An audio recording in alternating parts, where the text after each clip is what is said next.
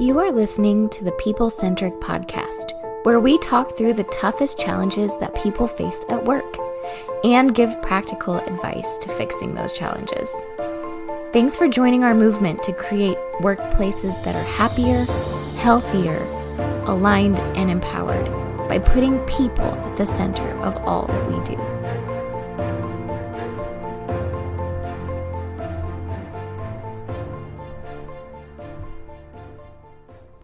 Hey, People Centric leaders, it's Stephanie Anderson, and welcome back to the People Centric Podcast. I have some questions for you today, and I'm just wondering if you've ever experienced any of these things. So, have you ever felt physically and emotionally drained due to the monotony of your work? Have you ever been disengaged from work with an apathetic attitude? Have you ever felt a decrease in your productivity or drive due to a lack of motivation? Maybe it's caused reduced job satisfaction due to feelings of boredom. All of these things can cause depression and decreased self-worth. If any of those statements describe you, you may be suffering from what we call bore-out. Bore-out, not burnout, bore-out, Boreout, which is a chronic disengaged condition at work. And please seek your nearest business consultant or therapeutic provider. Well, thank you for coming to my commercial. I'm very concerned and I have questions. Thank you, Diana. Thanks for following along with the bit. If you appreciate my sense of humor, that was my best impression at a medical commercial. I loved it. I also feel it in my heart deep down. I was gonna say we could cue the really quick voice. It's like, I told you separately, and it's just surrounding states and cities. People centric, brought to you by, and I need like not global citizens, and for the rights of 4,000 the partnerships, and then whoa, show everything in color after that, right? Yeah, exactly. Wow. Also, a moment for that, because I always assumed they just sped up the audio when people say that. And apparently there are people like you, Philip Herzog, who can talk that quickly. That's why Siri gets my words wrong when I voice to text. She can't keep up with me, but that's another time, right? Impressed by these hidden talents I didn't know any of us had. This is amazing. My gosh. Yeah. We're not experiencing bore out at work today. But it's what we want to talk about because, burnout gets a lot of stage time, which rightfully so. And I think that's a term that everybody is really familiar with now. We all understand like what that means. But just in case, the 5-second definition is like, I'm overwhelmed. I have too much. I'm trying to focus on too many things. I'm trying to keep too many plates spinning. And all that's led to me like crashing out, burning out. I just can't do it anymore. But there's another side to this, and that we see this at work. And as we were all talking about it, we've all experienced it at work before as well, is this idea of bore out, which is they define it as like a state of chronic draining boredom at your job that comes from being understimulated, underutilized, and unchallenged in your job. So I'm just going to open it up for us to talk about, because as we were prepping for this, I was like, we just need to hit record. This is so good of what Diana and Philip were saying about bore out at work. So I'm curious for all of us to start sharing. When have you felt bored out at work, and what happened? Is that a loaded question? I'm afraid to answer. But I want your loaded answer, Diana. As we were prepping for this, I admitted like, yeah, of course I felt bore out. And some of the very crappy things that happened to me is I do sort of get, I don't know if it's toxic, but it is this like sense of I told you so, or why can't everybody else see it the way that I see it? Or, man, all of you are kind of slow and dumb. I kind of get this really poor visual of everybody around me. I'm like, I'm smarter and faster than all of you, which sounds really cocky and terrible, but that's how it comes out in me. It's just like, I can run circles around these people, and that's not good. I don't want to be able to do that. I need people around me that can like lift me up and teach me things and develop me. And I'm going to use that word development intentionally because it is one of the things that we say all humans need at work. You need development. You can't just go to work and not find that there. You need that. So yeah, I think it's a for me, it turns into this crappy, like I turned into the worst version of myself. And I'm like, I'm faster, I'm smarter, I'm better. Forget you, you know?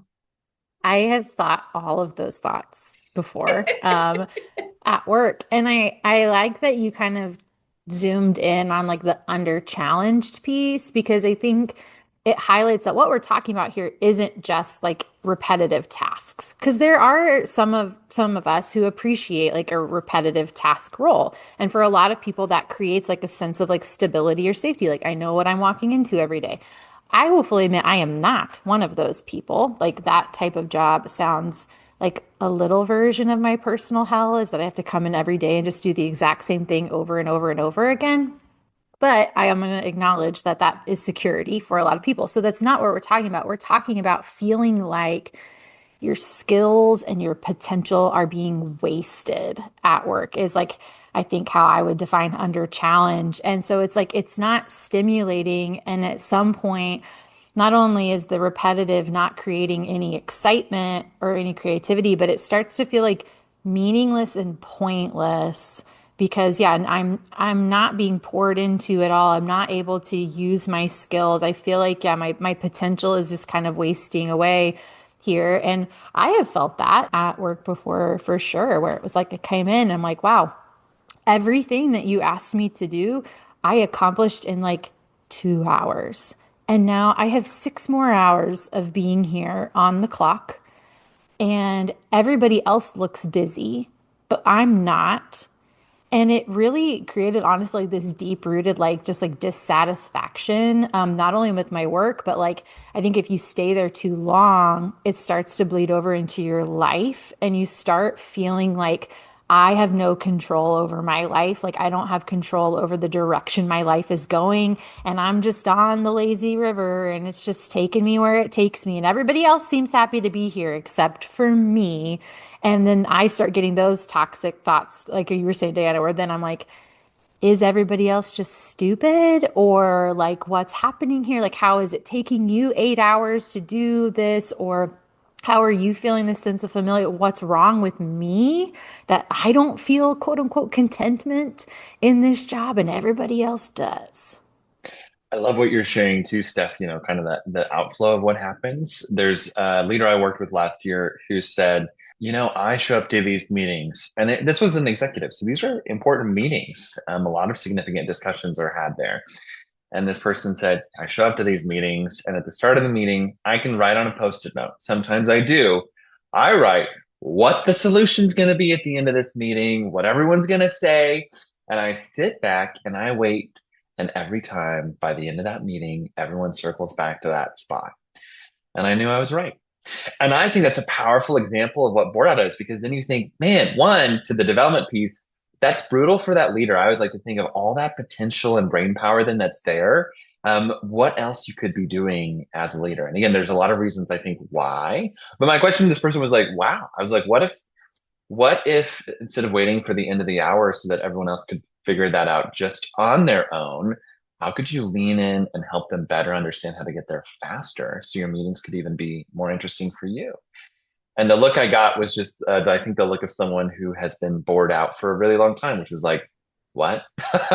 That's an option. I can do something different. But I think it happens not just to folks that are on front lines, executives, leaders of all different levels. And I love your point, Steph. It's not necessarily a lack of things to do, but kind of that stagnation or languishing in the challenge, the excitement, or the development of doing them. Yeah. Gosh, that story you shared, Philip, is like such a perfect example of that. And yeah, like I think about that person just as a human being and how it must feel to like sit in that meeting and have that feeling. Because I do truly believe that like everybody wants to do a good job. Like you were saying, Diana, everyone wants and needs development. And so I think some of the challenge is like if we feel ourselves starting to not want to do a good job or feeling that stagnation, or you're starting to notice that in your team, what do you do with it? I was thinking like when I've been bored out at a job before, like what are some of the things I did that maybe were like disengaging or a little toxic of like, yeah, like then those are the jobs where like you start playing like solitaire on your computer all day or doing other things to like appear busy, quote unquote, because everybody else looks busy and you're not busy. Or I've done also where like I start coming up with projects for myself because I want to be busy and I want to be challenged. And like my leader is not giving me anything new when I ask. But the problem with that is those projects may or may not be what the company would like me focused on. And so sometimes you hit it out of the park and you bring a solution and they're like, wow, we can't believe you came up with this. And then there were other times where like I got my hand slapped and I kind of got disciplined for working on things that like they didn't want me working on and they felt like were a waste of time and resources. And of course, I didn't want to say in the meeting, yeah, but I did all of my other work 1,500 hours ago. And so I just came up with something. So I actually didn't waste any time. Thank you. You're welcome. But that would be very toxic to say. So I didn't say that, but I did think it. So I'm curious of what strategies you always suggest. Maybe let's just start for like an individual and then we'll go to the leader. So if you're an individual and you're feeling bore out at work, what are some things you can do to combat this? Yeah, that's such a good question because I think a lot of times it's hard to identify until you're way down the road, right? Like I'm an Mm, operations person. I like putting in systems that go regularly, right? I like every Monday I'm going to sit down and I'm going to do this thing. It's not about the monotony for me, it's about the lack of stimulation. So I think it's hard to recognize that, especially in a job like mine. Like I'm doing the same job, I'm doing the systems, I'm doing the things that I love, and then all of a sudden I'm like, oh, I'm cranky and I don't exactly understand why, right? Like, or I'm thinking I told you so a lot, or should have listened to me 6 months ago, right? I think I start to lean towards that a little bit. And I don't know that I ever had a word for it until recently, right? Like until we've had this discussion of like, no, bore out is a thing. And so I think identifying it is tricky because it's generally high performers. It's generally people who like a lot of work, who like the challenge, right? And so those people tend to continue to grind even during burnout and even during bore out. And so I think identifying it and just saying what it is probably the first step to saying like, oh, okay, I know what this is. Now I got to figure out what to do with it. I think that's a powerful point and maybe self-disclosing a little bit more here than I typically do. But positivity, that's one of my strengths. And yet, if I don't feel, I'll just candidly a little messed up or a little scared or a little unprepared, a little, I think then for me, I feel too settled. So all about growing and building confidence and developing.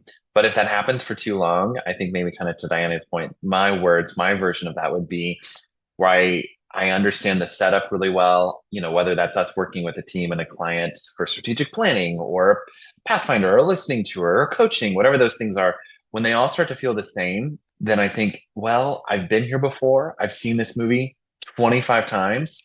Like the leader that's like, I can write on the post-it note where I think this is going to go. So for me, that flag is, I would say just a danger because one, that's not as enjoyable. And two, I will not be showing up well for the people around me if that's the case. So I try to step back a little bit when I see that happen. And it does happen. I probably had that a few times last year, even where there's some seasons where I was like, man, I love my work. And also my post-it note was right way too often. How can I shake this up a little bit?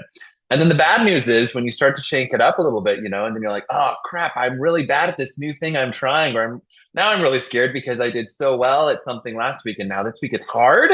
You're like, I'd rather go back to settling. Can we make it easier? But maybe the phrase, and this is only I'm bringing up because a word study that I just looked into, the phrase settling, how so often we use like, I don't want to settle. I don't want to settle for someone. We use it in relationships. We use it in goals. I realized, oh, that's like pioneer language. If you settle too soon, you never get to where you're really trying to go, where you're really trying to push. And so for me, I think a little bit of that is don't settle for where you're doing well and strong now. Don't discount it either. But for me, if I realize I've settled for the post-it note strategy, then I try to step back, take some time for myself to think, okay, where do I need to grow? What's the opportunity in this? And then second, taking it to the people around me. So I've done that with Bethany. I do that with both of you on this call. I think I ask you often at different times, especially when I'm like, man, maybe there's a little of bore out, an early phase of it. I check in and say, hey, where do you say I can grow? And so both of you have been really helpful, instrumental, both, I think, to challenge me and help me dig out of being bore out at times. Yeah, I love that you said that, Philip, because I think it's something as we were preparing for this episode, all three of us talked about of like we all are like achiever oriented, growth oriented people, and we all really love learning new things. And so I think like, yeah, a common symptom of bore out is like if I get that feeling that like, man, yeah, I do have this all figured out, or I'm just solving the same problem over and over again. Or we talked about like, yeah, if I start feeling like I am the smartest person in the room all of the time, that's actually a red flag for me because I know I am really driven by challenging work. And I think that was something that a mentor early in my career like helped me give language to that like he told me he was like, yeah, like your drive is challenging work. Like that's what you like most in a job. That if you feel like you can do it with your eyes closed, you're not going to like the job. You want something that pushes you. But I also feel the same as you, Philip, of like there's a little fear of like going to your boss or leader and saying like, give me more, or I want to try this new thing because what if I'm bad at that? Because right now I am the like a top player on the team who doesn't make mistakes and gets a lot of pats on the back. But I also know like inside me, there's something saying like, you need to go to the next mountaintop. Like you need to push for the next thing. You need to grow. And so if I know I have that inner drive, that means I have to work past the fear of that. And so yeah, for me, I agree with all of the flags and signals both of you have said. I think the action that I have taken in the past is either I have to go to my leader and in a kind way say like, hey, like I want more challenge. I want to try new things. Can I work on that? Can I try that? I'm looking for growth. I've even found like, when I've gotten new jobs, or I remember even saying this in my interview at People Centric, like this is like I am motivated by challenging work. And so I am someone who will always look for a new project to work on, who will always look for a new idea for the team. So if that's not what you're looking for in this role, then I might not be the right fit for you. You might not be the right fit for me. So I think I've just like learned to like kind of, yeah, like push past the fear or maybe like even the negative voice in my head and ask for it. Or to also be transparent, like there was one time when I felt really bored out at work that I found a different job because it just like how they were working was how they wanted to work, and they didn't want to change the way they were doing things. They didn't want to really innovate at the business. They liked the model that they had. They liked what they were doing, and just with the structure of the organization, there wasn't like new mountains for me to climb there or really new things for me to learn. It would all be out on my own, and I didn't want to do that, so I found something new. But I'm curious, yeah, for both of you, when you felt that bore out, like what did you do to get out of it?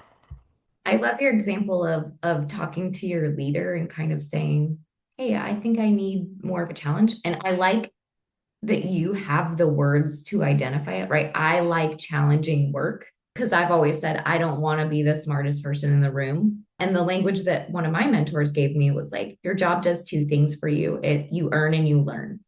And so you make money, but you need to be learning. And if you're not learning anything, you need to move on and do something else. So those are the words I use of like, hey, I'm earning, but I need to be learning and I'm not. And so I think if you can do a couple of things, right? I have left jobs before because, like you said, they didn't want to stretch it. They didn't want to grow it. They didn't want to change it. So we were misaligned. But in organizations where they do want to grow, they do want to change, they do want to stretch, but I'm feeling like I'm not able to do that, then I've done things like join a run club in my community, right? Like I'm like, okay, I'm going to do something, a bigger goal outside of work because I can't find the goal inside of work. And that helps for a little bit. It does help. But I think you do have to go to your leader and say, here's what I am stuck in. I'm stuck in this thing and I would love to take on more, or I would love to. I have brought projects to leaders and be like, I think this will help if we do this thing. Can we do this thing? I'd like to install this. I'd like to set this up. And sometimes I'm told no, right? But a lot of times, if I come and I say, here's what I'm seeing, here's what I want to do, here's the problem it will solve, most leaders do not say no to that. And so I think if you can identify some ways that will bring you that development and bring you that joy and bring you that sort of new challenge and say, I'd like to do these things, I think that can help. So yeah, I don't think it all has to come from work is really what I was getting at before. I love that. It can come from, Stephanie, you're making croissants. Do we need to have a conversation about your development at work, right? Like, is that a challenge for you just because, or are you feeling bored out? I'm calling you out at this. Oh, what a good question. Yeah, way to call me out in front of the whole listening audience. You're welcome. But no, here's a fun fact. I decided to really only set fun New Year's goals for myself in 2026, and I love to cook and bake. And so I literally Googled over the holidays, what are some of the hardest things to cook? And croissants came up on the list. And in case you are viewing this on YouTube, I will scoot because at my desk, I have a painting of a croissant.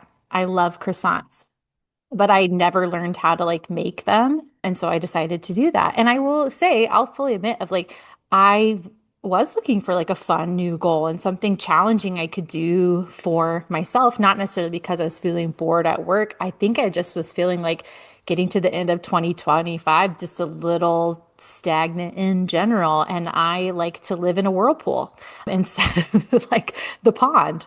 I just know this about myself. Like I'm a natural risk taker and I like doing those things. And so I was like, okay, well, what are some things I can do that are like safe risks to take? I like so much about my life. I'm not looking to make any big changes to my life and world. But so what are some other risks I could take that would maybe fuel that feeling for me and get the adrenaline going? And so one of them, which I know some of you are laughing to say, get the adrenaline going so you baked a croissant. I challenge you, go home this weekend and do it. You will never feel so stressed the first time you do it your Very entire life. difficult. I nearly cried the first time they came out of the oven and looked beautiful. It takes 24 hours to do. I digress. But I love that you said that, Diana, because yes, sometimes it does mean like, hey, like if I know I don't want to change my situation, I'm enjoying what I do. I love the people I work with, I like so much. Then it's like, yeah, what are some other maybe challenges that tick that part of my brain that is just like screaming, grow, grow, grow at me? Well, I'm curious too. We've kind of talked about individuals, but what if you're a leader and you notice someone on your team who's really talented, they're a high performer, and maybe you notice them starting to disengage a little bit, or you show them like you see them doing like some of the apathy stuff we talked about, or all of a sudden maybe they're having a little bit of a bad attitude, or honestly, like someone who normally doesn't procrastinate is procrastinating, that they're kind of looking busy, but you've maybe caught them on their phone or doing other things that are not worky things, which we all do, but maybe more than you would normally expect them to do. Maybe you How, catch them baking croissants at the company ah, kitchen. Is that what you're suggesting? Philip, Diana doesn't work in our office. Don't out me. Yeah, that's right.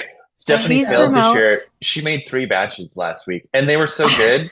Our whole team was like, "You keep doing that, we will pick up all of your meetings, please, please." I Um, mean, yeah, no, for the I interrupt. record, I didn't do it at work, Diana, but we Just to do have an clarify, oven at our office, and I do make cookies from time to time. But we cookies would are like welcome. a 20-minute task, not a 24-hour. But Yeah. thanks a lot, Philip, And, for ratting me out. snacks are engaging, you guys. I know my team, if we are fed, we are happy. So I'm okay with this. Great. Carrots I work. will add it to my job description so that way it's Yeah, that's documented. right. the monthly croissant Yeah. baking. That's really, Oh, no bonus needed. That's just the croissants Right. were amazing. They were fantastic. thank you so I love much. to your question of how do you, and genuinely, the croissants were so good. I would say that in itself is a cure to bore out. Just anyone who receives it, we tried it as a team. They looked the part, they tasted the part. What they say about a duck: if it sounds like a duck, quacks like a duck, it's a duck. I was like, man, in the Midwest, Stephanie Anderson made a croissant as good as the croissants I had in France. I mean, it Oh was my impressive. gosh. So I just I'm have going to to say send this podcast to my thank you. grandma. You guys, she's going Yeah, to be so proud. And I'll tell her, she'll like, be just, proud. grandma, she's 90. Scroll past the work stuff, but just listen to this number. Like, we'll get to this point where they talk about my croissants. But We should have her on. I feel like someone who's lived 90 years on this spinning ball probably has some good advice about bore out. My grandma was 94, and on her 93rd year, she's like, oh man, there's a lot that's been done. I'm ready to go. She's like, but also, she knew why she was still here. So back to my point of settling, I think if you see a team member where you feel maybe they're unsettled with the boredom around them, your cues, your team pretty well, you're great leaders. If you're listening to this podcast, I think it's just that. I think Diana gave a great example to say, hey, how are things going? Hey, you're making croissants. Is everything okay at work? Maybe a different ask, an example, but to say, hey, I've noticed something. What's going on? An example of what not a good solution would be. Last year, I was talking with someone who said, hey, we do similar work to People Centric. We work with someone. They had a young leader. They had a young sales guy. He really did not like his job. And they could tell he was about to leave. They were suspicious. So we, again, not a consulting firm in town, but this person said we worked with them, and the owner of this company said, I'm going to buy this person a Corvette. I'm going to lease a Corvette to this young sales guy, and that's going to help retain him. And I said, how long did you see any change in this person? They're like, yeah, it was great. For like the first 2 months, they really loved it. But then they kind of started going back to that normal bore out thing that was going on, right? They use different words to say that. And I think that's an example of what didn't solve it, right? Buying a sports car for your team, while could be a fun perk, if People Centric wants to get me any kind of fun car, I probably would do a Subaru, something I could, cycle and throw kayaks on. Just Subaru throwing and that out there. Volvo people here. That's what Yeah. you would Oh, get. Volvo with the full sunroof would be perfect. But like that's not the Maybe a cure to Honda. the problem. Maybe a Honda. I mean, hey, the CRVs are great. I'll take a hybrid, please. But that's not the solution because again, it's that extrinsic fix of here's the shiny thing that will wear out for you when really the bore out is coming from an intrinsic need of growing and being challenged. And so as a leader, I would say if you're going to ask the question, also consider what is within your scope of influence to help them lean into, right? Because if someone opens up and says, hey, actually, yeah, I need to grow, and your follow-up is, well, I have nothing for you. This is it. I mean, that could be the honest place, but probably not. So thinking creatively with them then of how to challenge that bore out and keep things moving forward. Yeah, and I again, I like that there's something to identify it, right? It's hard to look at a really high performing employee and be like, they're not doing what they used to do, or they just seem disengaged, right? Like what happened? And I think a lot of times leaders kind of ignore the high performers because even when the high performers are bored, they're gonna do the work, right? Like they're going to get it done. They're just going to be snarky about it. They're going to be, whatever. They're going to get it done. Right. When I have been bored out, I'm like, yeah, I'm getting it all done in 2 hours and I'm going and whatever. So it's hard to see that something's happening because the work is still getting done. And so I think being able to kind of identify okay, you seem disengaged or you seem frustrated or you seem bored. I think nobody wants to say that at work because we are sort of afraid of getting all of the work piled on us when we're already high performers. And so I think it's scary to say like, yeah, I'm bored because then it's like, well, I can find work for you. Like, no, I need challenging, meaningful work, right? And so I love now having a word for it and being able to identify it. And then also saying, I know you need challenging and meaningful work. What is something you would love to work on? ooh, Just tell that's me what such it a is. good question. Yeah. Like, where would you love to see us excel? And where do you see your talents being wasted? Because I think that feeling of being wasted is deep, and it sucks to feel that way. Like it sucks to feel like your talents just aren't being fully utilized, and that your brain is being drained away by these little piddly things when you can be doing so much more. So yeah, I think just asking, where would you love to see us succeed and what would you love to accomplish might bring some really cool things. One I final piece I would love add to that those. too, the language too of earn and learn, or step to your point of kind of knowing yourself enough to say, challenge is important to me. I think one piece of encouragement in this too is if you step back at your boredom, maybe take some stock also to say like, oh my gosh, was there a point in time when the things that bore me used to excite me? And that could be a sign of growth too. And so while boredom is frustrating, thinking of, okay, what does this mean then? A little bit of what's next or what could be on this journey. So that when you have that conversation with your leader, especially if they're the kind that will say, okay, great, well then point us in the direction. Where do you feel wasted? Where can we build this up? You're like, okay, because there's probably a skill that you have today that younger you or earlier you was just dreaming and ready for, which again, that's a good sign. That means you are growing. So just don't let that become wasted potential and plateau. Take some work to roll up your sleeves and consider then, okay, how can I engage leadership around me to keep myself growing? Oh, I love that. And I would add, maybe even from the leader perspective, like if you have somebody on your team who, to your point, Philip, like now they're coming to you and saying, well, the challenge you gave me it really isn't a challenge anymore. Sometimes you might just need to honestly address like some of the things that are causing boredom in the business that like you might not be able to change, but I think it helps just in a conversation with that high performer for them to understand that you see it too.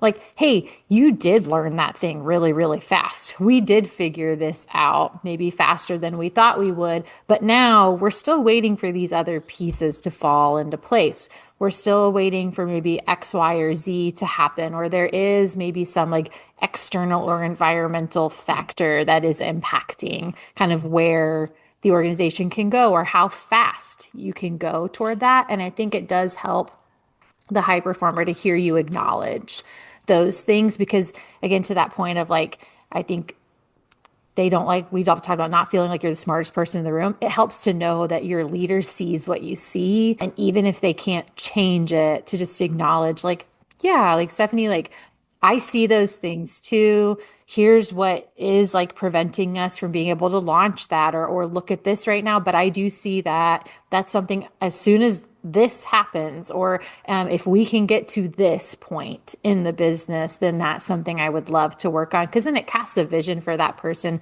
kind of to your story, Philip, of like that might help someone stay with the company and not bore out and leave because they know that you see a future there for them at the company. There's challenging work they could work on. The other thing I'll add to this, and it's a phrase we use often, is great leaders play chess, not checkers. And how I would apply that to this moment is that, like, you probably shouldn't be treating every single employee the same when it comes to workload distribution. I know a lot of you are focused on it being fair and that everyone should have the exact same amount of work. That sometimes hurts your challenge people. It hurts your high performing people. And Diana, I appreciate that you said it earlier of like, for those of us that are high performers, no, I don't want just all the work dumped on me. And I don't want to look at the person next to me and being like, wow, I'm doing like two, three, four, five times as much from them and we're getting paid the same. Like that doesn't feel great. But it's knowing your people and knowing there are people who you can give more to who would like that, who maybe just have a deeper capacity. Like we all have different capacity sizes of what we can handle, at what level we are productive. And also like it's seasonal too. Like we all go through different ebbs and flows. Like I know in my life, there's some times and seasons of my life where I've been like, yes, give me more. I could do twice as much as I'm doing now. And then other seasons, because of things that are going on in my life, I'm like, yeah, I need less. And so think, yeah, chess, not checkers. And every piece is unique and moves differently and can do different things versus like this fairness mindset of I have to give everyone exactly the same thing. Everyone has to have identical workloads. Yeah, and I think you just touched on one little thing that I also want to make clear. It's not more work, right? Like I don't want more of the same thing I've been doing. So I don't need more clients. I don't need more, Yeah. whatever. I don't need to make more of the same thing, right? To me, it's I need a different challenge. And I'll take that on. And when I master that, I'll come back for something new. But I think it is don't pile on more work, pile on different work. Give me different work. That Yeah. is so well said. And yeah, exactly how I feel, where it's like, yeah, I don't not want to I don't want to take on, like in our business, don't give me like 10 new clients at the same time.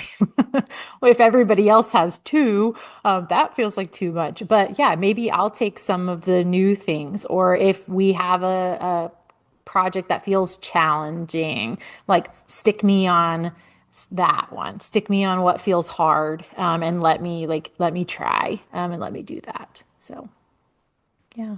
Well, I think this has been such an interesting topic to discuss with both of you, because you are both high performers, talented growth mindset people. And so this has been such a good conversation. And I think, yeah, something that a lot of people feel at work. But to your point, Diana, like we don't use this term as much as we use burnout.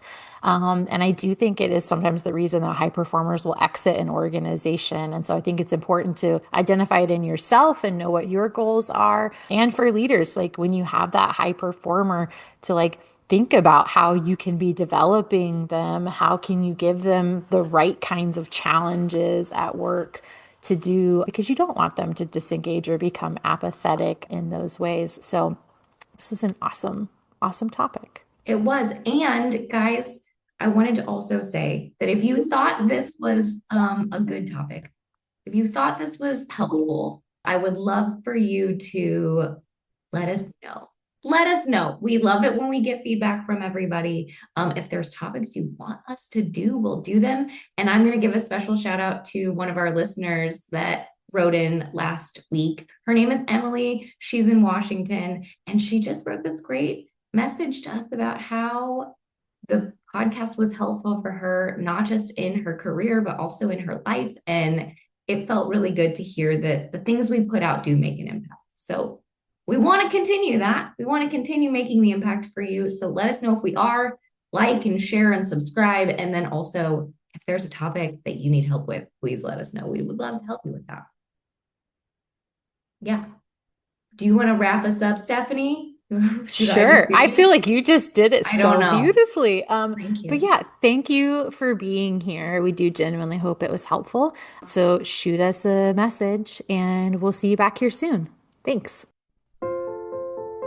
Thank you for listening to the People Centric Podcast. We are so grateful for you joining us every week.